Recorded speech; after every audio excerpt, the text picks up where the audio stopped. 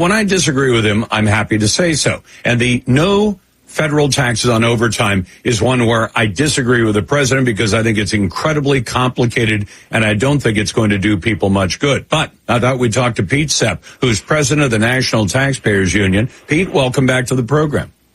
Always great to be here. I want to test some of these ideas on you, but first I want to hear your take on whether or not it makes sense to say there are no federal taxes on overtime. Sure. The reason why this is news, especially today, is that Roger Marshall, a Republican senator from Kansas, has introduced a legislative proposal to try and flesh out what President Trump was saying on the campaign trail regarding no taxes on overtime. He has a bill that would essentially say, okay, if you want to take a tax deduction for overtime, the amount would be $10,000 for individuals, $20,000 for married couples. It would begin to phase out at a certain income level, $100,000 for an individual, $200,000 for a couple. So you're looking at a value of this deduction at, well, you could say $4,000 roughly for $20,000 in overtime pay.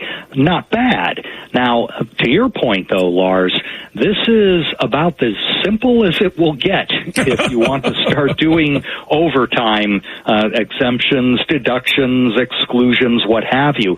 The problem is, first of all, yeah, you can set limits like this that are income-based or cap the deduction, but what do you do about classifying overtime? Right now, it's actually pretty rare among American workers as to who gets overtime. Right now, about 8% of hourly workers and 4% of those workers who earn salaries as opposed to being on the hourly clock. It's not as many people in the workforce as we think.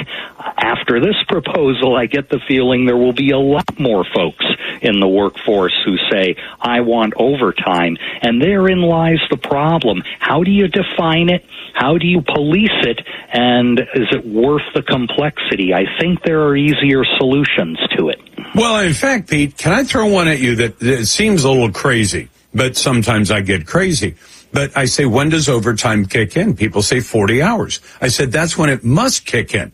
What if you went to your employer and said, you know what, I want to be paid straight time for the first 20 hours, and then I'll take overtime after that, and we'll do it in such a way that you'll end up paying me the same amount, but you'll put a whole bunch of my paycheck into the no tax category. And they said, well, that's crazy. Nobody would pay overtime at 20 hours. I said, if I went to my boss and did the math right, yeah, I could, because there's nothing that's there. There are federal and state laws that say when you have to pay overtime at 40 hours. Is there any law that says you can't start overtime pay at 10 hours or 20 hours? Not necessarily. And, of course, that opens up a whole lot bigger can of worms because some types of benefits on jobs might be based on how many hours you work. And if your hours shrink down to 20, well, if that's your full-time base and anything above that is overtime, what does that do for qualifying for health insurance or 401k plans and the like? There could be all kinds of implications here. And we're not saying that a lot of American workers and their bosses would suddenly be dishonest here, trying to cheat on taxes, but you can bet the IRS would probably think that, and they might demand more resources to try and enforce this, complicated new rules to try and prevent any kind of small segment of the population from abusing this. And again, do we think that's really worth all the hassle when, for example, we could just increase the standard deduction even more than the 2017 law provided? Why not do that and just call it a day? I think that's a great idea. And Pete, remember what Judge Learned Hand said about taxes? Any man may arrange his affairs so as to pay the smallest amount of taxes. That's not cheating. It's just saying I'm going to arrange my income so that I pay the smallest amount in taxes. That's called tax avoidance, not tax evasion. Tax evasion puts you in prison. Tax avoidance is completely legal. Am I wrong? No, that's exactly right. And we are in the business here at National Taxpayers Union of saying, look, let people use the laws in a lawful manner to lower their tax burden to whatever level they can support. That's not a problem at all. I think that's an American tradition. Tax cheating, of course, is an entirely different matter. But in between there, you have a lot of compliance costs and hours spent trying to chase lawful tax savings provisions. We can do things like help relieve tax burdens on tips and overtime much more efficiently, and efficiency is important here. We concluded recently in a study released around tax filing time, Americans will spend over 7 billion with a B hours preparing their 2024 taxes. Now, when you consider the fact that that burden has actually gone down under the 2017 law, we don't want to start adding more hours to that already huge compliance burden when we've been making progress, chipping away at that burden year after year.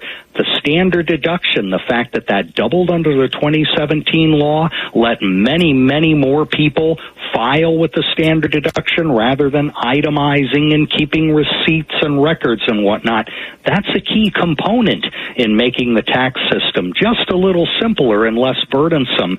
Doing this thing with tips or overtime income in a non-thoughtful manner could only add to that burden. Yeah, and Pete, I have the same problem with the no tax on tips nonsense. I know it was popular, but I've said to people, let's say you go to some place where the minimum wage, and in many of the West Coast states, it's 15, 16, 17 bucks an hour. In LA, it's 20 bucks an hour. And you say, yes, no tax on tips. And you say, so the waitress who's making minimum wage and making $40,000 a year in minimum wage and then pulling down another $20,000 in tips pays no tax on those, but the cook back in the kitchen who doesn't get tips, but he gets straight time that's almost equal to the same salary as the waitress, he's going to pay taxes on all of his income. The waitress only pays taxes on half of her income or 2/3 of her income. That doesn't sound very equitable either. No, it doesn't. And when we talk about tax fairness in this country and let the mainstream media define that term, we're always looking up and down the income scale. Are the rich paying more than the poor? And the answer to that is yes, a whole lot more. But what about lateral fairness, as we call it in the tax business? Do people having roughly the same amount of income pay roughly the same amount of taxes? And a tax on tips exemption, well, there you're already getting into issues of lateral fairness, just as you described.